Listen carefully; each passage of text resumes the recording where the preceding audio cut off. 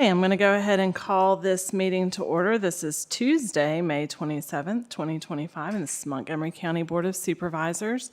I want to start the meeting tonight just by noting that we do have one member absent this evening.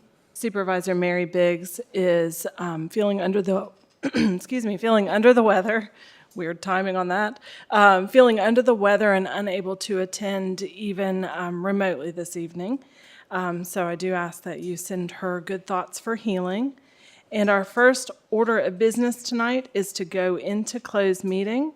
Be it resolved, the Montgomery County Board of Supervisors of Montgomery County, Virginia hereby enters into closed meeting for the purpose of discussing the following.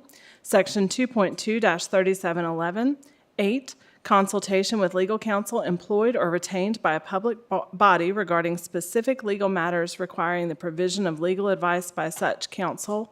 1, public utility easement acquisition. Is there a motion? So moved. Second. Okay, Madam Clerk, if you'll call the roll, please. Ms. Spohn? Aye. Mr. Kitts? Aye. Mr. King? Aye. Mr. Fidzikowski? Aye. Mr. Grafsky? Aye. Chair DeMotts? Aye. 6 ayes. We are in closed session.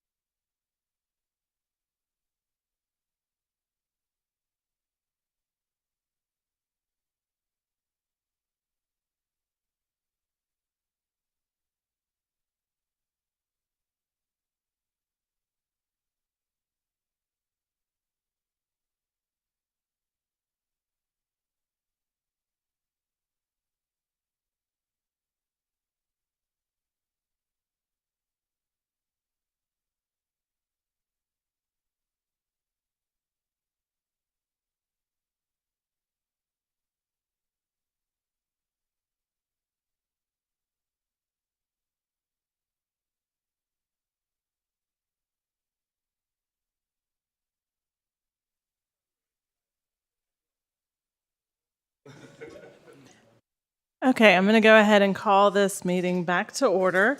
First item that we need to do is come out of closed meeting. Is there a motion? Motion. Second. It's been motioned and seconded. Madam Clerk, if you'll call the roll, please. Mr. Kitts? Aye. Mr. King? Aye. Mr. Fidzikowski? Aye. Mr. Grafsky? Aye. Ms. Bone? Aye. Chair DeMotts? Aye. 6 ayes. Okay, and next is certification of closed meeting. Whereas the Board of Supervisors of Montgomery County has convened a closed meeting on this date pursuant to affirmative recorded vote and in accordance with the provisions of the Virginia Freedom of Information Act. And whereas Section 2.2-3711 of the Code of Virginia requires a certification by the board that such closed meeting was conducted in conformity with Virginia law. Now therefore be it resolved that the Board of Supervisors of Montgomery County, Virginia hereby certifies that to the best of each member's knowledge, one, only public business matters lawfully exempted from open meeting requirements by the Virginia law were discussed in the closed meeting to which this certification resolution applies. And two, only such public business matters as were identified in the motion conveying the closed meeting were heard, discussed, or considered by the board. Is there a motion? Motion. So moved. Second. Okay. Madam Clerk, if you'll call the roll, please. Mr. King? Aye. Mr. Fidzikowski? Aye. Mr. Grafsky? Aye. Ms. Bone? Aye. Mr. Kitts? Aye. Chair DeMotts? Aye. 6 ayes. Okay, and before we move to the invocation and pledge, I did want to, we have some new folks in the room that were not here when we convened the closed meeting. Just wanted to point out that we do have Supervisor Mary Biggs absent this evening. She is unwell, and so she is unable to be with us, so we ask that you please keep her in your thoughts and prayers. And then our next item on the agenda is the invocation and pledge of allegiance, led by County Administrator Angie Hill. Please rise for a moment of silence and then join me as I lead us in the pledge.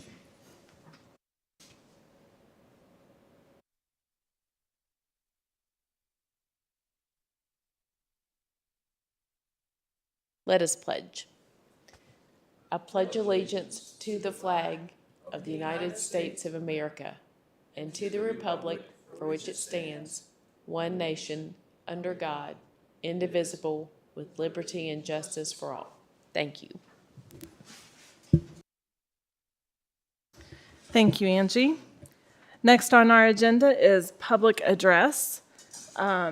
And I do not have anybody that signed up using the sign-up sheet out in the hall for public address. So we'll invite any members of the audience to come forward to give public address comments. You have 4 minutes. Please state your name and where you reside. Seeing nobody come forward, I'm going to close public address. And we will move to, we do not have an addendum this evening, so we're going to go straight into work session. Is there a motion? Motion. Second. Okay, Madam Clerk, if you'll call the roll, please. Mr. Fidzikowski? Aye. Mr. Grafsky? Aye. Ms. Bone? Aye. Mr. Kitts? Aye. Mr. King? Aye. Chair DeMotts? Aye. 6 ayes. Okay, we have 2 items on our work session this evening. First is volunteer fire and rescue incentives and career budget needs, and second is Elliston Fire Department modular bunkhouse quarters. And I think I understand that both of those will be presented by Chris Lawrence. We'll start when you're ready, sir.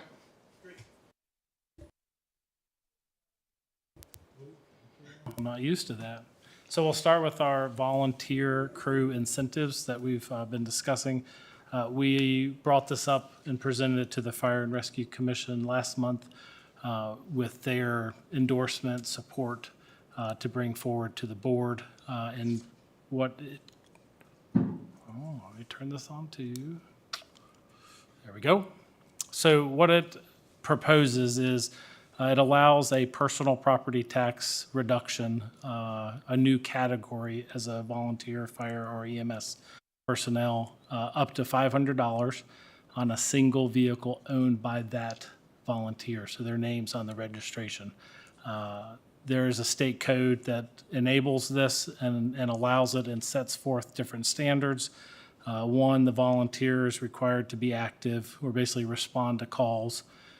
Or participate in other duties within the agency, because we do have volunteers that, whether they're the treasurer or do other duties within those agencies. And then there's some additional language that relates to EMS personnel and how they're, I think how they're categorized, or he just told me. They're defined under state law as to Yeah. what they are, and so if you're an EMS person if you meet the definition under state law for emergency service personnel, then you would come under this. Yeah. So currently, we do offer a small incentive, $27.50 for our active volunteers, and we get a list annually from the chiefs of each fire and rescue agency, and they get waived that county vehicle license fee of $27.50. Eligible volunteers would be submitted by the respective chiefs, and then we would use that accordingly and work with the Commissioner of Revenue in terms of applying that. Ultimately, you all would need to make a second decision, which creates the actual category in the tax structure for that reduction. And this does include all of our volunteer and EMS agencies within the county, and includes those that also fall within the town. And it only applies to the county personal property tax. And we clarify that because the town of Christiansburg also has personal property tax, which is not impacted by this decision, and the town of Blacksburg does not have personal property tax.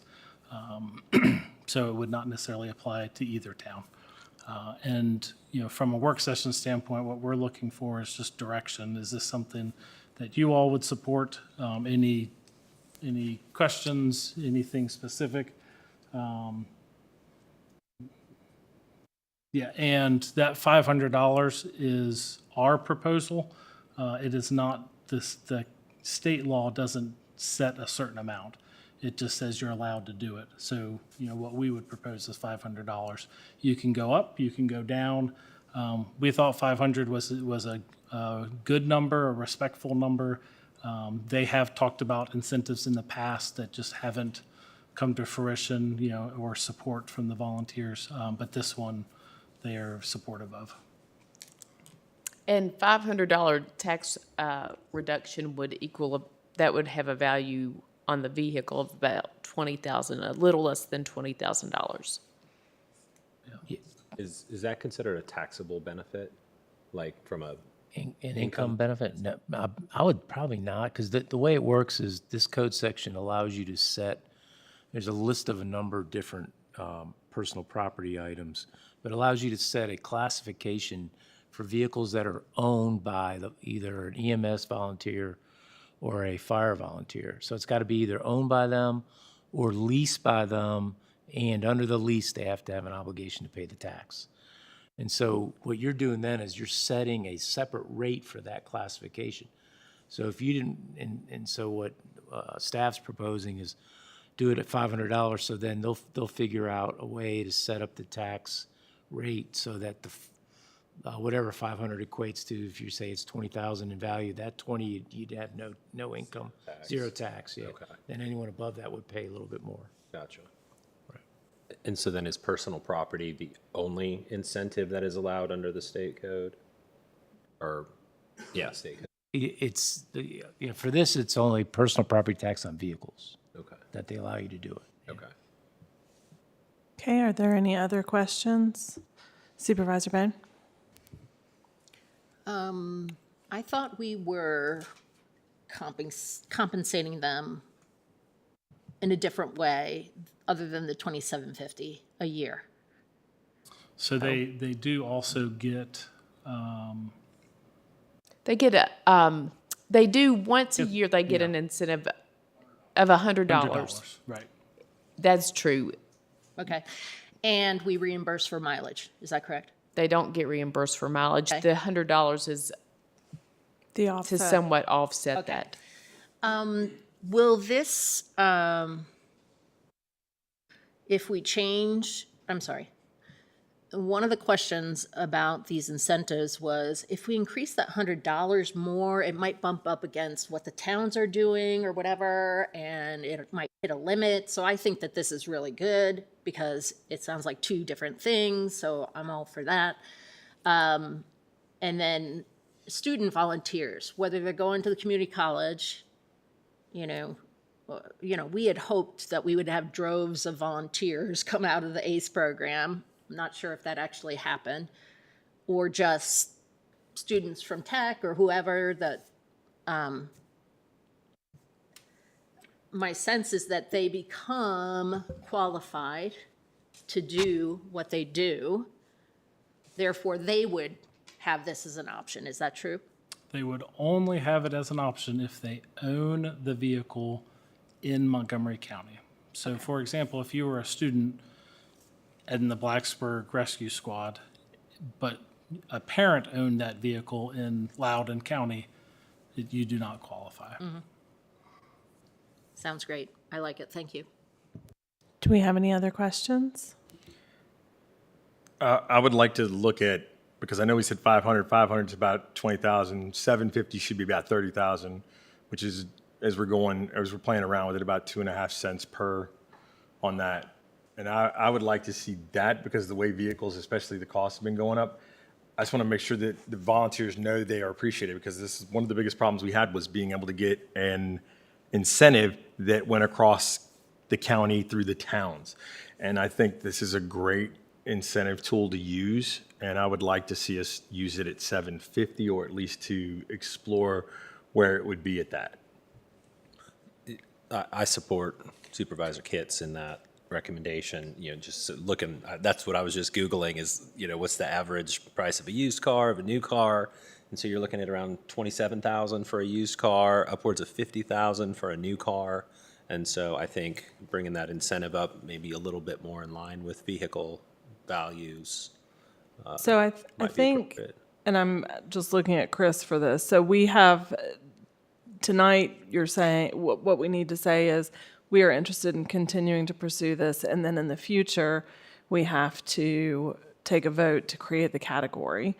And will we have a presentation in the future that kind of breaks down the revenue impacts, maybe even, I know it's hard to give the exact number, but an approximation of the number of volunteers that, We do know the number of volunteers based on the current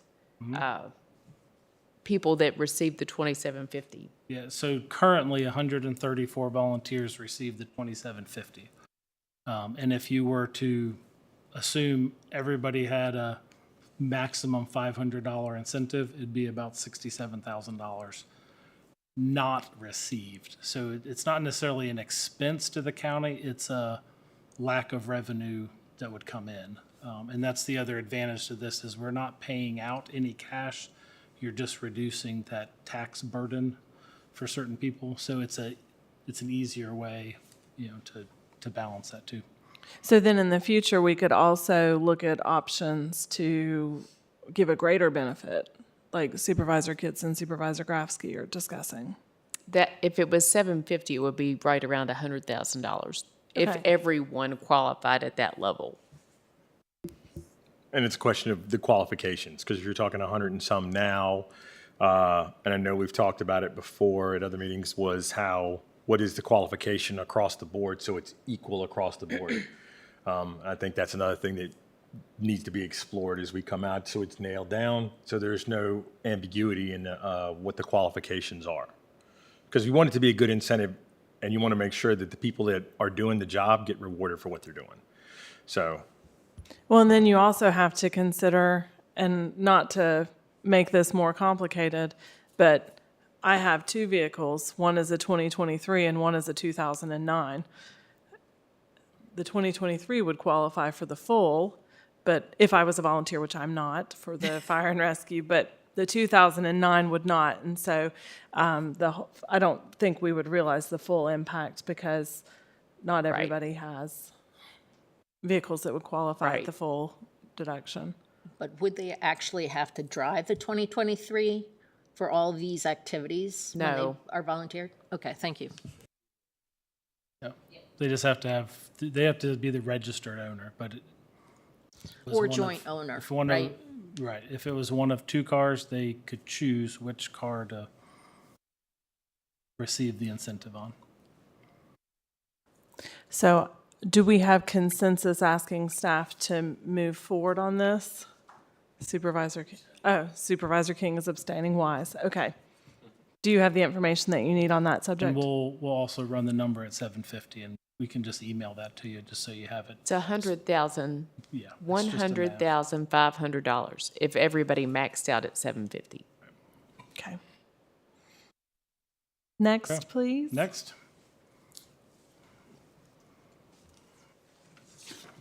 So next, I don't have a PowerPoint for, but she can pull this one off. Oh, we'll just go with that.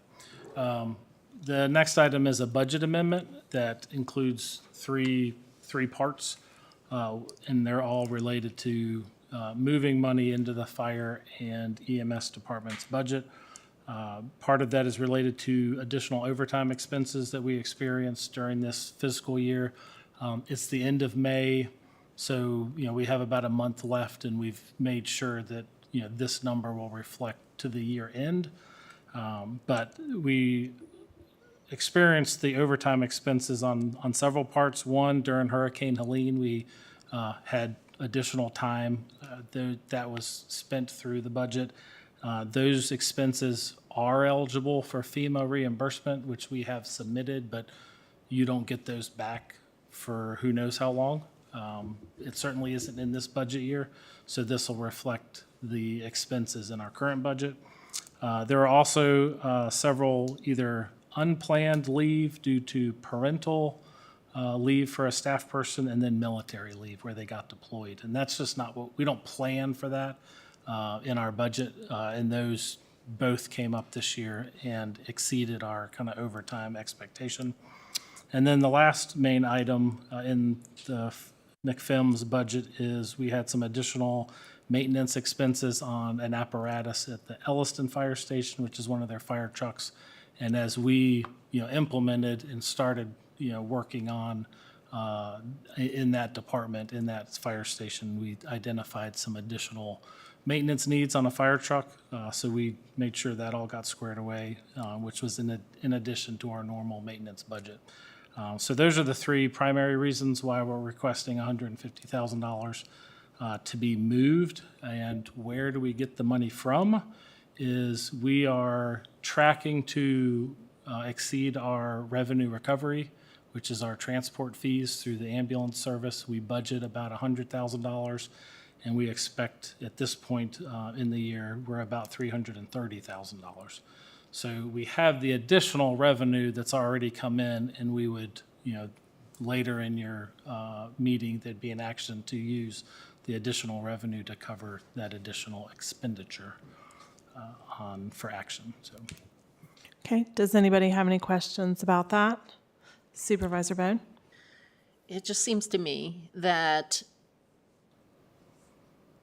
it would be expected that we would have reservists as employees. So I would think we would want to include their week or, they have to do something once a year, I right? think this is for someone who's actually deployed, not just their regular training. correct. They were actually deployed on a long term. Oh, I and see. so I it's a see. federal. And that doesn't Right. happen very often. I gotcha. Yeah. And that part is unknown. Okay, Their thank you. regular training service hours. Right, right. Usually we schedule for, so we don't have to do overtime, Yep. but we can accommodate that. Yeah, great. Thank you. Yes. Any Supervisor Grasky? I'm just a little confused on where we're at in the agenda because work session lists. So we're in work session discussing, that's next. Okay. Bunkhouse is next, Did the I miss cottage. something? No, This is, There are two combined in one on B, volunteer fire and rescue Career budget incentives needs. and career Got budget it. needs. Okay. I'm caught up now. Thank you. We could have had one more letter. any other questions? Okay. Okay. All right. So Now- Elliston Fire And I do have a Department, we no longer present- have a cottage. I do have a presentation for that.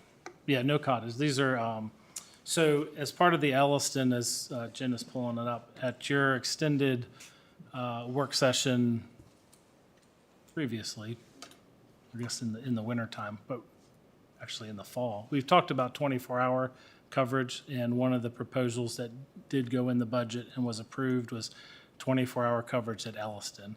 And to do that, we need to do a renovation to the Elliston fire station to accommodate overnight accommodations and allow for a better facility to have career and volunteers combined working at that station, because there's not enough bunk rooms to accommodate the additional career staff overnight. So one of the questions to you all was, do we wait for the renovation, which would be about 18 months, and basically delay moving to 24-hour coverage, or move forward with a modular bunkhouse, like residential unit? And to do that, it would cost a certain amount of money, but we could implement 24-hour coverage very early in the 2025-26 budget year. And you gave us direction to evaluate a bunkhouse, and you also approved 24-hour services in our current, in the budget for next year. So the Elliston Fire Department, our general services staff have worked diligently on looking at what our options are and have come up with, basically you can buy a bunkhouse. It's a double wide manufactured unit in a factory, and you can customize it. And we would, identify placing it in the first driveway. That allows all the apparatus bays to be fully functional on both sides, which is very important because they house vehicles in just about every single garage. And then the second entrance further to the left, where all the parking is, would just be the normal in and out for all traffic.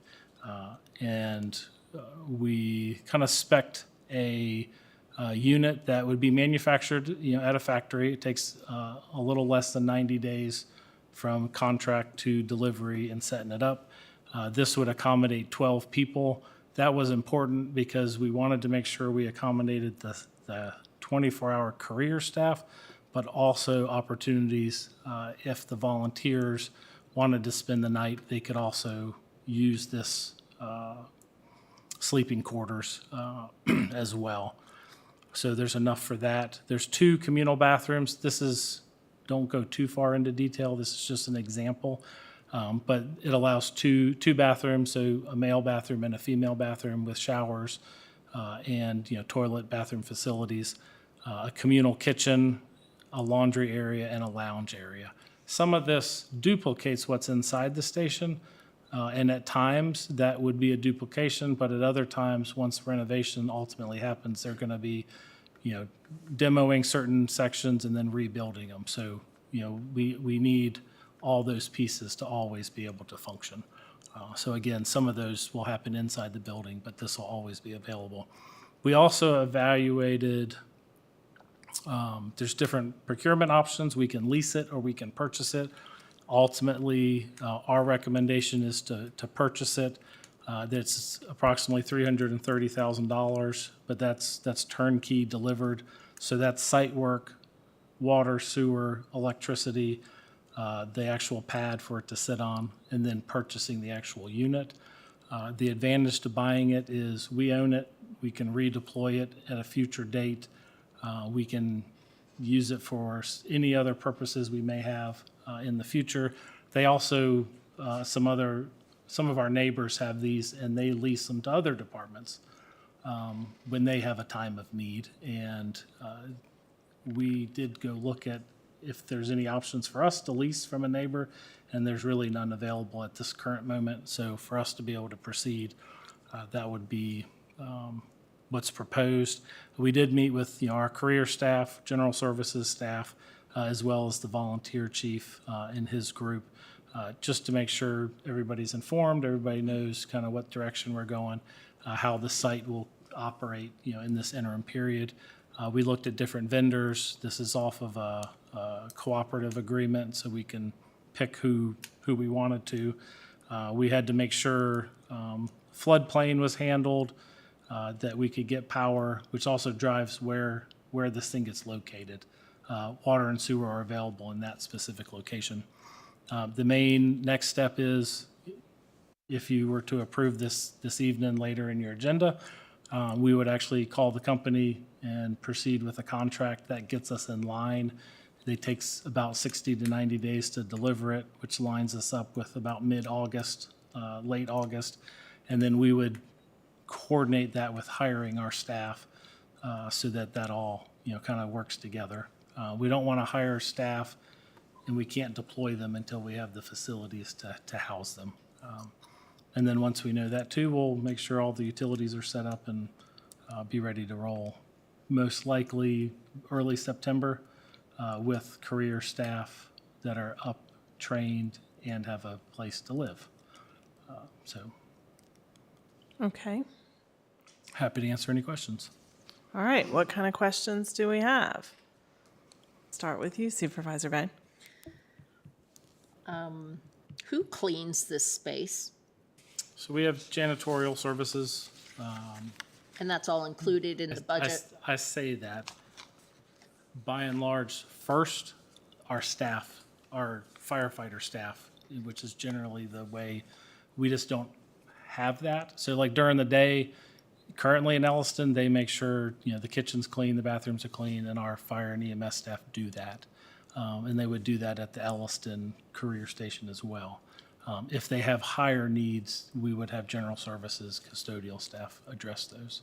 And can you go back to the lot picture, please?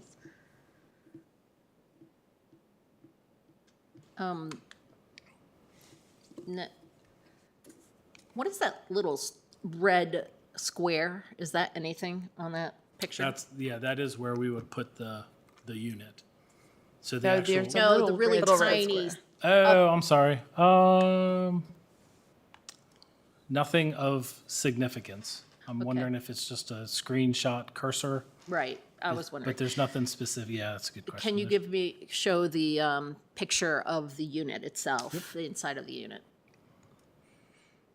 So the square that's in the hallway, outside of the bathrooms, or by that lower shower, and then the thicker lines on the sides of the beds.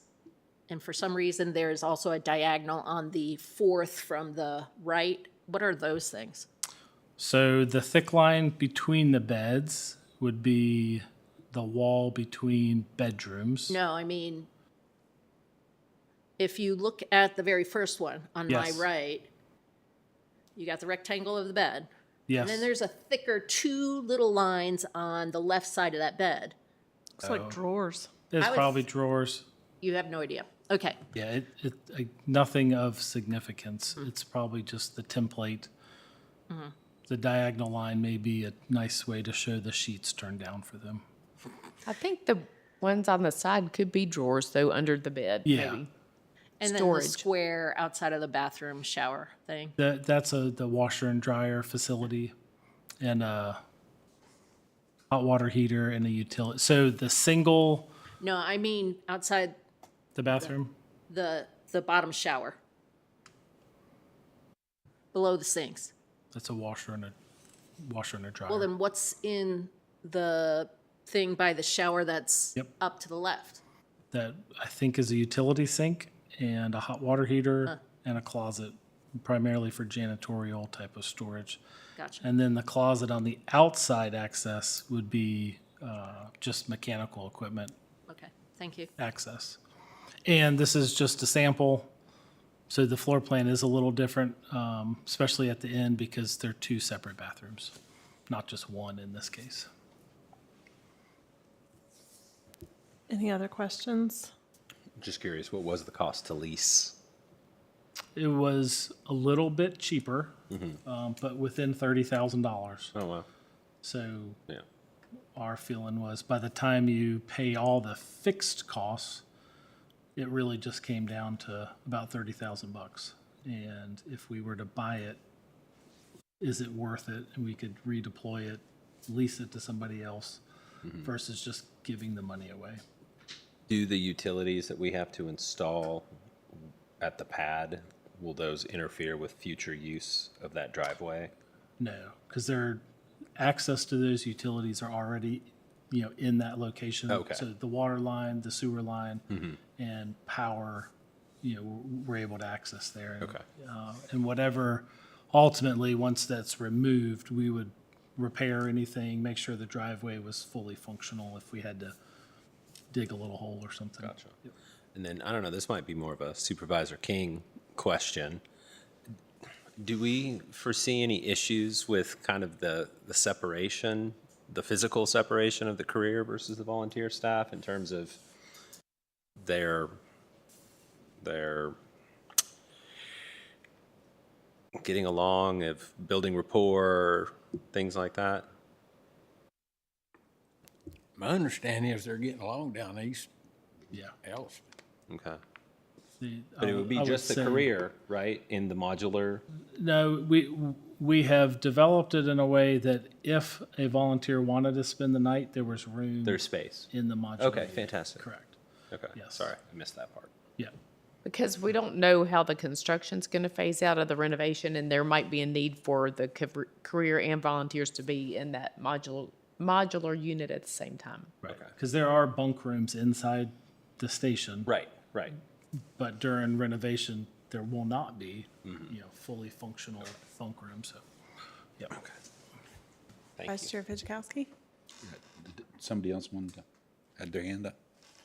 I was just, I was glad to see that you moved that to the other side of the fire station. I didn't realize where the water and sewer connections were, because I believe the original discussion was to put it on the other side of the parking lot, which again would make it further away. Is there an access door on the end of the station there that they're going to be able to use, or do you know that? I don't know, right, I know there's not one on the end of the building. I'm not exactly sure. I know there's one halfway down past the bays, but Well, it's a much better location because on the other side, that would be in the floodplain area, so I Yeah, think there it's are smart to parts- use it there. and it's also flatter. It's a little bit of a smoother transition between the two versus the stairs. And just to also recognize that's a Parks and Rec park and a pavilion, so it does kind of allow us to kind of stay away from that and Yeah. lets the park continue to function normally. No, I think it's a great idea. It certainly is going to be needed when the renovations start because that's exactly where they have to reconfigure everything. So I think this is a great option and possibly can either lease it or use it somewhere else. So I think it's a good idea. Thanks. Supervisor King? Is there some reason that it can't go over in the grass so it don't tear up that driveway? I think by and large, there's two parts to it. It needs a surface below it. So if we did it in the grass, we'd still dig it all up and gravel it and make it be able to accommodate that. And we have to make sure we meet setbacks off the right of way off 460, which are a lot deeper than it looks, because we don't have the property lines on here either. Have you looked to see when they get done with that, what you could sell it for? I just don't think the county need to get in business renting trailers, mobile homes, whatever. There is a market for just selling it too. I don't know the number, but we've seen them because we also looked at, could we buy a used one? And I say there's a market for it, but there weren't any available in our time frame. There's none available right now to buy. Was about half price or something. We Not didn't like a s- car Yeah, I don't worth know. more used than it is new. That's why I say worth more. Yeah. I just don't think county needs to get in business of renting. Thank you. I understand. Supervisor Bode? Did you factor any, like, after the fact repairing of the asphalt, that kind of thing, in your costs? For the most part, we don't expect anything substantial, so either we can do it ourselves at a pretty minimal cost, like we can cold patch a hole in the asphalt or something. It should be okay. And I just have one minor question. You may have covered it. Is it furnished? Or is that an At additional? that price, it comes furnished. Comes yes, furnished. Okay. with beds and, Comfortable mattresses. Nothing can beat bed at home, but we should at least have some comfiness. Okay, Can I That- add one other comment? sure, of course. Maybe we could get our volunteers to make like pillows and nice blankets and stuff like that. Volunteer Montgomery. It could be a great use of their time. All right. Well, is there a motion to come out of work session? Motion. So, Okay, any discussion? Madam Clerk, if you'll call the roll, please. Mr. Grafsky. Aye. Ms. Bone. Mr. Kitts. Aye. Mr. King. Aye. Mr. Fidzikowski. Aye. Chair DeMotts. Aye. 6 ayes. Next is items of consent. Is there a motion? Motion. Second. Okay, is there any discussion? I will recuse myself from all of the appointments to these commissions and authorities. Okay. Madam Clerk, if you'll call the roll, please. Mr. Grafsky. Aye. Ms. Bone. Aye. Mr. Kitts. Aye. Mr. King. Aye. Chair DeMotts. Aye. Did I say Mr. Fidzikowski? Aye. Mr. Fidzikowski. I had Chair Biggs down, not Chair Biggs, but Marie Biggs down. Oh, she's not here. So, Chair DeMotts, Aye. 6 ayes. I think I voted twice. I'm really okay with this. Okay, moving on to new business. The first item is the MCPS capital funds transfer. The schools have provided a list of their requests totaling $430,346. Is there a motion? So moved. Second. Is there any discussion? Okay, Madam Clerk, if you'll call the roll, please. Ms. Bone. Aye. Mr. Kitts. Aye. Mr. King. Aye. Mr. Fidzikowski. Aye. Mr. Grafsky. Aye. Chair DeMotts. Aye. 6 ayes. Next is fire and EMS revenue recovery. This is what we were speaking about in our work session. Is there a motion? Motion. Second. Okay, is there any discussion? Anything from staff? Just one thing. On them trucks down there, you said it needs more maintenance than what you thought. Are they records kept on the trucks? Maintenance records? There are now. I don't know if there were previously. I don't know exactly. I know as they started to use the truck, they found some issues that they made sure was addressed. I just know it. At our department, we use our budget money for maintenance. Are these repairs or maintenance? We use our budget money on both, repairs and maintenance. Yeah, I'd say it's the same. They made repairs to maintain the truck, and they do have a mechanic that comes and looks at the truck. They work on the truck, like oil, brakes, tires, like those kind of things. So the volunteers definitely had a process that looked at that vehicle. I think as we got into it, we noticed some things and worked with Chief Alston and addressed the maintenance issues. They need to be in good shape. Yes. Thank you. Okay. Any other discussion? Madam Clerk, if you'll call the roll, please. Mr. Kitts. Aye. Mr. King. Aye. Mr. Fidzikowski. Aye. Mr. Grafsky. Aye. Ms. Bone. Aye. Chair DeMotts. Aye. 6 ayes. And the final item on our new business is the modular bunkhouse quarters for the Elliston Fire Department. Is there a motion? So moved. Second. Is there any discussion? Okay, Madam Clerk, if you'll call the roll, please. Mr. King. Aye. Mr. Fidzikowski. Aye. Mr. Grafsky. Aye. Ms. Bone. Aye. Mr. Kitts. Aye. Chair DeMotts. Aye. 6 ayes. Okay, moving on to reports. County Attorney Marty McMahon, what do you have for us tonight? I have no report, Madam Chair. It's probably a good thing. It's really late. County Administrator, what do you have for us this He evening? couldn't say at this late hour, I have nothing, right? I do have a few things.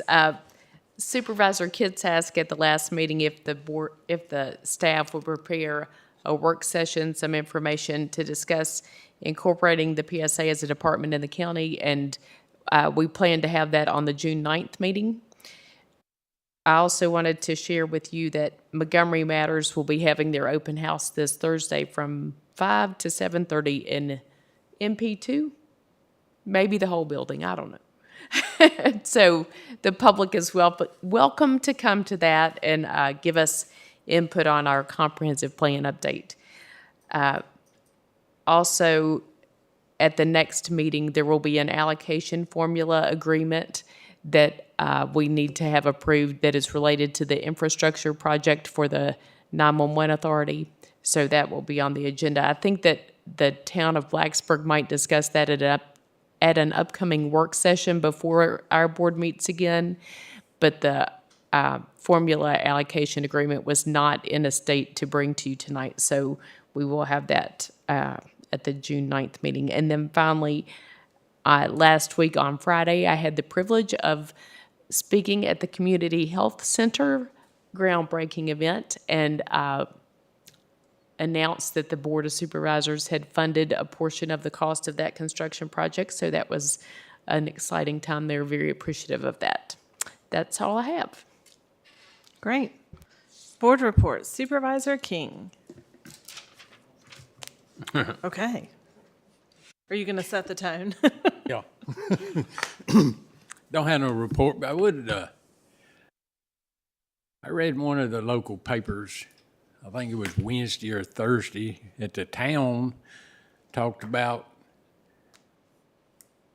well, not the whole town council, just a few of them if you read it, and about us not wanting to meet. But I think we all agreed to meet with them. Right. And I think the county administrator sent a letter or two. If you would, Yes, I'll be glad to. I emailed the town manager in April, and he offered some April dates for meetings that I knew did not work for our board. And I replied to him and requested May dates from him, which I did not receive. And I saw him at a different event last week and asked him what the status of that was. And he said that he had spoken with all of his council members and that they wanted to meet with us after the fire and rescue study was complete, that they did not want to meet at this time. but you did send a letter and you got no response from that letter, correct? I actually sent two, two that I didn't get a response to, so I asked him in person. Yes, that's correct. Because I got a phone call and asked why we won't meet with them, and I said we all agreed to it in a Yes. meeting to meet with them. And he was aware of that. Okay, thank you. Thank you for asking that, Supervisor King. I had the same questions. Supervisor Kitts. It's funny, nobody asks me these questions. I don't know why. It seems a little upsetting that they wouldn't come to me and ask me, but okay, I got it. But no, I don't have any report. Thank you. Supervisor Bone. I will forward an email that I received recently to, did you start the timer? Catawba Valley got a bunch of I apologize for not knowing the correct terminology, but Catawba Valley got a bunch of money from Mountain Valley Pipeline for historical, it's not renovations, improvement or something. You know, it's sort of like Mountain Valley Pipeline goes through the valley, wrecks a whole swath of the valley, and they do this, and it's common, you know, wherever they go, kind of thing. And so I know that the group met, let's say 6 months ago, but there's another meeting this Saturday. And so I am going to forward my email to Angie just in case someone's interested in going. I don't know the time. I do know I will be there. But it's the second meeting, and I think everyone's invited, so. And then the second thing is I would like to continue my comments about the censoring of me that started in December and continues because no one on this board, all the supervisors on this board, except for Chair DeMotts, because she never makes a motion or, you know, she reserves as chair. Typically, they won't make anyway, a motion or whatever, okay? When the motion came back up to appoint someone to the PSA, which that someone would have been from this board, and I'm the only one who's not on the PSA, no one said that we would have a public hearing about. No one would support having a public hearing on whether it made sense for someone to be appointed to the PSA board. I personally think that this whole censure thing is inappropriate to have at this moment in time. I believe that I should be appointed to the PSA board because important things are discussed on the PSA board, like the budget. How is that not important? Oh, nothing important is going to be discussed. Or the water stuff down in the Shawsville-Ellison area isn't important. Of course it's important. Having 7 people on a board has been the tradition for decades. There's a reason why we have 7 supervisors on this board. There is a reason why we decided to have all 7 supervisors on the PSA board. So why am I being punished 6 months later and not being reappointed? Personally, I believe that this is discrimination in some form.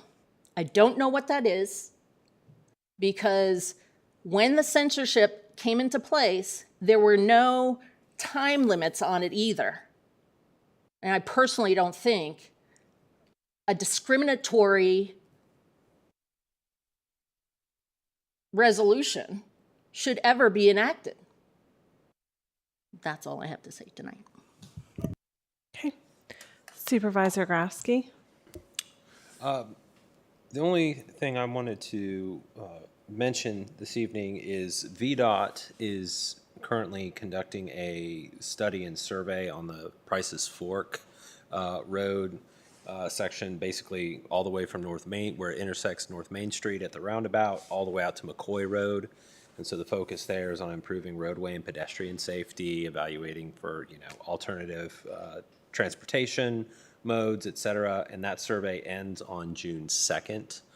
So please, if you traverse the Price's Fork part of town, let your input be collected for that survey. Angie, do you know if there's a link to that survey on the county's website? I don't know, but we will put one on there. That would be great, a great tool. Yeah, I know there's a link on the town of Blacksburg website, VDOT's website. Yeah, I'm not sure if we have one on the county website. Jen was nodding. I don't know if that means we do or we will. She says we have been helping to promote it and we will continue to do so. So great, people can, Thank you, Jen. if they can't find a link, they can go to our website and perfect.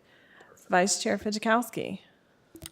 Yeah, I had the pleasure on the 15th of going to my first Virginia Tech graduation for my granddaughter. It was one of those nights where they were threatening thunderstorms, but it turned out to be 75 degrees and perfect.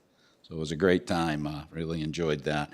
I met with David Clark back on the 16th to go out and look at some of the drainage issues that have been reported in the Elliston area.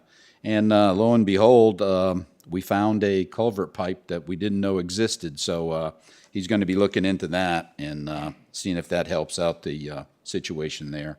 I also met on the 18th with the Eastmont Community Foundation and was very glad to report to them the approval of the monies for the bathroom facilities at Old Town Fields.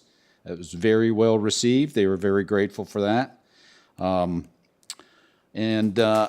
just got, at my Roanoke Valley Transportation Planning Organization, we were we had a special guest from the Commonwealth Transportation Board, Dr. Smoot, and he started talking about monies for smart scale and how we better be planning that that's going to be less and less in the coming years. And he suggested that any plans be really reviewed very carefully and include all the factors that they look at when they choose who's going to get this money. Because he says it's going to be very competitive. So I think I mentioned to you all that in the Salem division for VDOT, there were 0 smart scale projects awarded. In the Bristol area, there were 0 smart scale award. In the Lynchburg area, there were 0. But the shocking one was in the Fairfax area, there was also 0. So the money's going to be tightening up, and we need to, for any projects that we're looking at, we definitely need to dot all the I's and cross all the T's, because it's going to be very tight, which was a great way to start our meeting. I thanked him for that after the meeting. Also, I had asked a while back, and I think, Angie, you had responded that on the improvements on Route 8, that there was a lot of projects that were thrown in that mix, and we were going to compile them. Are we any closer to getting that done? I think planning's working on developing the summary of all those, because they came from so many sources of Right. VDOT state money. I could- We'll check on that. Yeah, I got a summary today from Bree, provided a couple comments, so I think we're about ready to, Okay, put that together and push that back out, but great. Yeah, I've had a couple of citizens ask me about those, and they're just curious as to what's going to get done. And I pretty much told them most of them are safety issues and things like sidewalks and signage and what have you. But people like to see it in print, I think. So that's all I got. Okay, and I don't have a report this evening, and so this meeting is adjourned.